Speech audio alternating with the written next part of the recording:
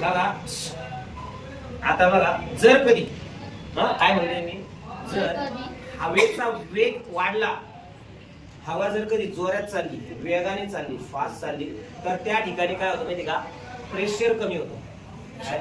Pressure कमी होतं. त्यामुळे काय होतं, खालच्या वस्तू वरती उचलायला लागतात. जसं वादळ आल्यानंतर बघा पत्र वरती जातं, बरोबर की नाही. त्याचं कारण आपल्याला काय वाटतं की वादळ जे आहे ते काय करते, ऍक्च्युअली लुटून राहिलं खालच्या गोष्टी, पण असं नाहीये. त्या ठिकाणी प्रेशर कमी होतं. कळलं का. आता जर कधी बघा ह्या नळीत, ह्या दोन नळ्या बरोबर आहे, यांच्यात पाणी आहे का, बरोबर. आता या ठिकाणी आपण पाणी घेतो.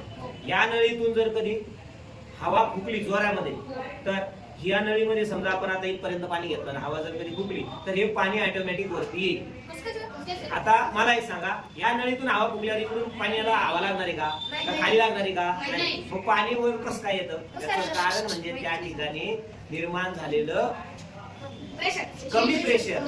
प्रेशर काय झालं, कमी. आता आपण याच्यात आपण डीप करू, त्याच्यानंतर आपण अशी पकडू. बघा लोक, भैया भैया गाईस बघा इस किलो.